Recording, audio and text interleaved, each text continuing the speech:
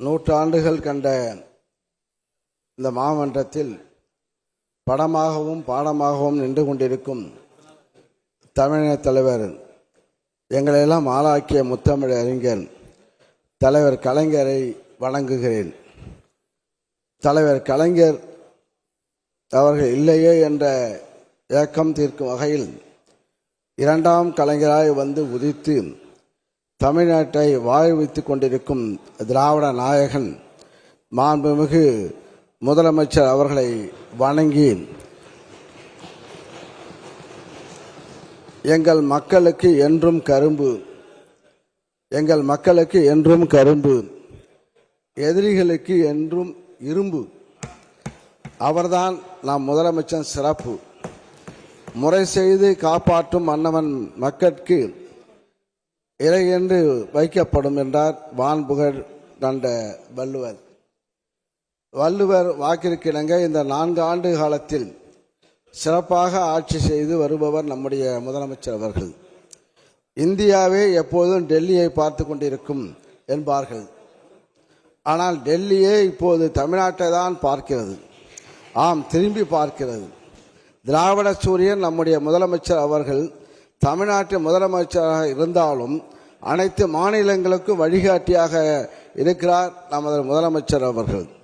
தமிழ்நாட்டில் தீட்டப்படும் திட்டங்களும் போடப்படும் சட்டங்களும் எல்லா மாநிலங்களும் பின்பற்றுகின்றன. அந்த வகையில் இந்தியாவுக்கே திசை காட்டியாக இருக்கும் திராவிட சூரியனை நான் வணங்குகிறேன். ஒற்றை செங்கலால் ஒன்றியத்தை ஆட்டங்காண வைத்தவர் நம்முடைய இளைய சூரியன் மாண்புமிகு துணை முதலமைச்சர் உதயநிதி அவர்கள்.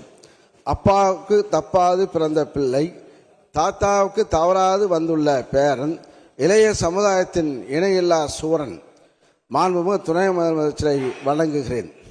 எங்களின் பொதுச் செயலாளர் அரை நூற்றாண்டு காலமாக இந்த அவையை அலங்கரித்து முன்னவராக செயல்பட்டு வரும் மாண்புமிகு நீர்வளத்துறை அமைச்சர் துரைமுருகன் அவர்கள் உள்ளிட்ட மூத்த அமைச்சர் பெருமக்களுக்கும் என்னோடும் பணியாற்றும் அனைத்து அமைச்சர் பெருமக்களுக்கும் வணக்கம்.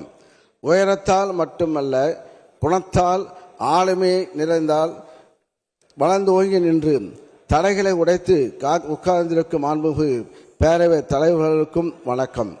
எங்கள் கட்சி, எதிர்கட்சி என எல்லா கட்சி உறுப்பினர்களே, எம்ஆர் கிருஷ்ணமூர்த்தி என்ற வேளாண் விவசாயிக்கு மகனாக பிறந்து என்னை 3 முறை அமைச்சராக்கி அழகு பார்த்து என்னுடைய திராவிட முன்னேற்ற கழகம், தலைவர் கலைஞர், திராவிட நாயகன் நம் முதலமைச்சர் ஆகிய இருவராலும் உருவாக்கப்பட்டவன் நான்.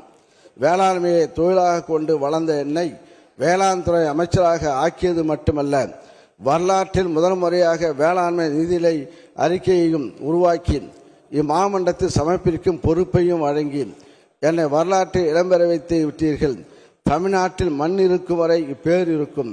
இத்தகைய பெருமையை இந்த எளியோனுக்கு உருவாக்கி கொடுத்த மாண்பு முதலமைச்சரை மீண்டும் வணங்கி என் உரையை துவங்குகிறேன். இப்போ எனக்கு முன்பாக நம்முடைய நிதி அமைச்சர் அவர்கள் தன்னுடைய சாதனைகளாம் எடுத்துரைத்திருக்கிறார்கள். அவர் இலக்கிய நடையில் இலக்கியமாக பேசி இலக்கிய தென்றலாக வீசி இப்போ பசுமையாக நாங்கள் பசுமை பெண்டரை உருவாக்கக்கூடிய ஒரு சூழலை நாங்கள் இருந்து கொண்டிருக்கின்றோம். ஆக இந்த 4 ஆண்டு சாதனைகளை நாம் திரும்பி பார்க்க வேண்டும். 4 ஆண்டு சாதனை இன்னும் சொல்ல போனால் இந்த 4 பேரை சமாளிக்கிறதே பெருசு. 234 தொகுதியை சமாளிக்கிறதே சட்டமன்ற பேரவைத் தலைவருக்கு பெருசு.